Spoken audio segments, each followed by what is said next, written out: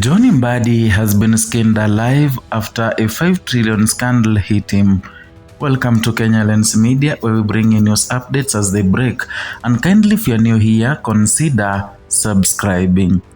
Now, the United Opposition has formally called on the National Assembly to summon the Treasury Cabinet Secretary John Mbadi to explain alleged contradictions regarding the proposed 5 trillion shilling National Infrastructure Fund. According to the opposition leader, statements made by the Cabinet Secretary before the parliamentary committees differ from information contained in his own affidavit he submitted in the court.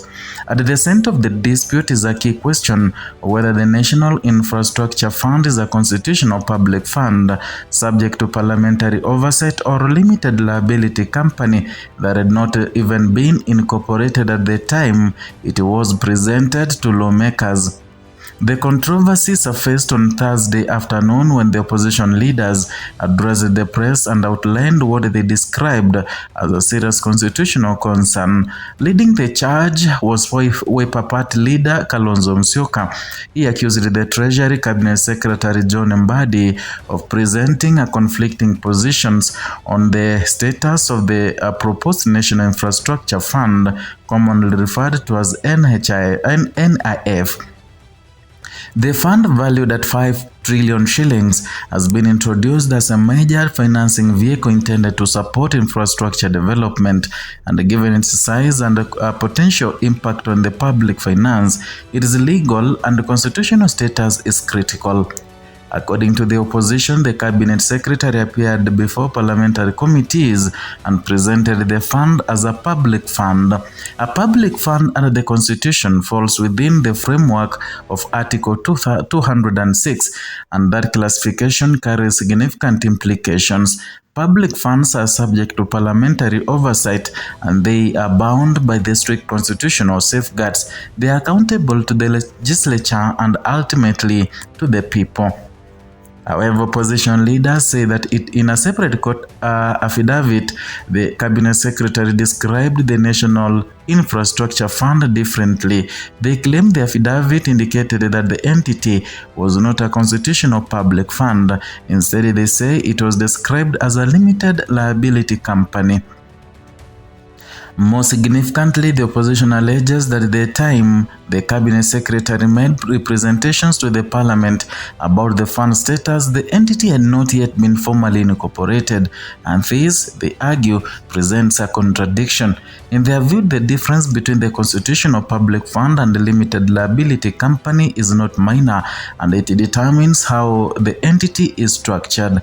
It defines who oversees it, it affects how public resources are protected, and it shapes the extent of parliamentary control. During the press briefing, opposition leaders maintained that the issue goes beyond the technical wording. They described it as a matter of constitutional integrity, and they argued that presenting a 5 trillion shilling vehicle as a public fund before lawmakers, while court documents reflect a different structure, raises serious accountability questions. The proposed National Infrastructure Fund has been positioned as a key financial tool, and infrastructure development often requires a long-term financing and also structured investment frameworks. And given the scale of 5 trillion shillings, the fund could represent one of the largest financial vehicles in the country's history. And such magnitude demands clarity, it demands transparency, and it demands legal certainty. The opposition says that the parliament cannot afford ambiguity in this matter. They insist that lawmakers must clearly understand whether they are exercising oversight over the constitutional public fund or engaging with a corporate entity structured as a limited liability company. If classified as public fund under Article 206, it would fall squarely within established constitutional parameters, and budgetary oversight mechanisms could apply. Parliament could have defined the powers of supervision, and the auditing and reporting standards would follow constitutional requirements. If structured as a limited liability company, however, the governance model would differ. Corporate law principles would apply, and oversight mechanisms would take a different form. Accountability lines may not mirror those of a constitutional public fund, and for the opposition, this distinction is central. They argue that the misrepresentation, international or intentional or otherwise, undermines the principle of legislative oversight. They maintain that Parliament must be given accurate information when dealing with major fiscal proposals. They call to summon the cabinet secretary is therefore, procedural. It is a request for reconciliation of two sets of statements, those made before parliamentary committees and those contained in a sworn court affidavit. Opposition leaders stress that sworn affidavits carry legal weight. Their statements are made under oath. Any divergence between sworn testimony and parliamentary representation, they argue, must be explained publicly and transparently. The matter also touches on broader issues of public confidence. Large infrastructure financing programs often involve complex financial engineering. They require cooperation between the executive, parliament, and regulatory institutions. Public trust in such initiatives depend heavily on clarity and accountability.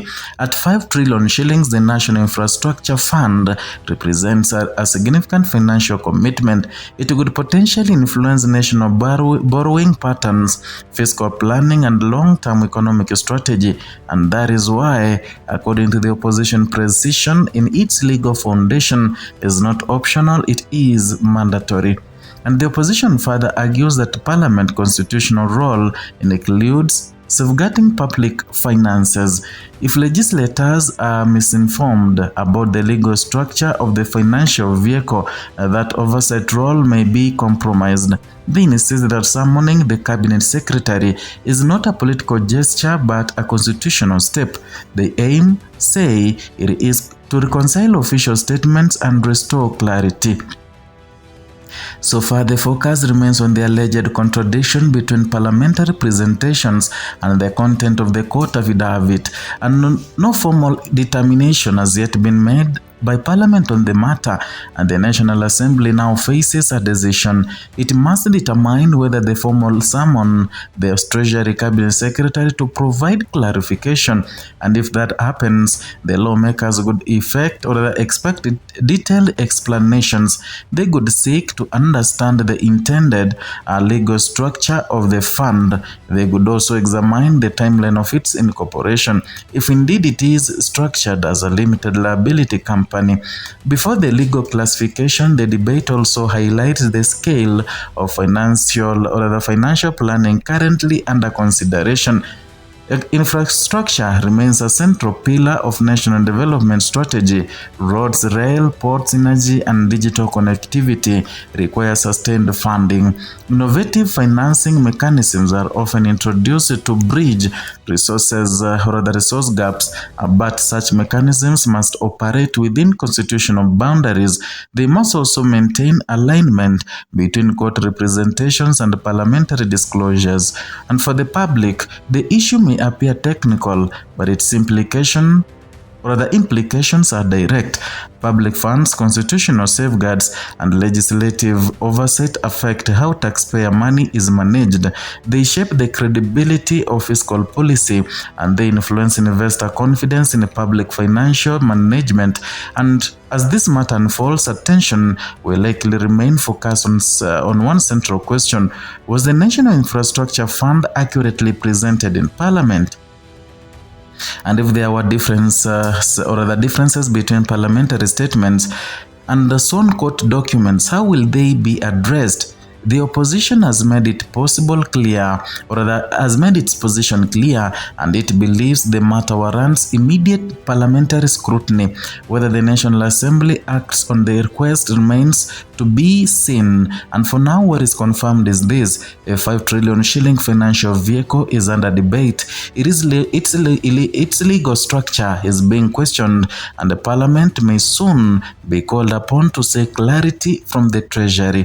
In matters of public finance, clarity is not luxury, it is a constitutional duty. And that's all for today from Kenya Lens Media. We bring you news updates as they break, and kindly if you're new here, consider subscribing.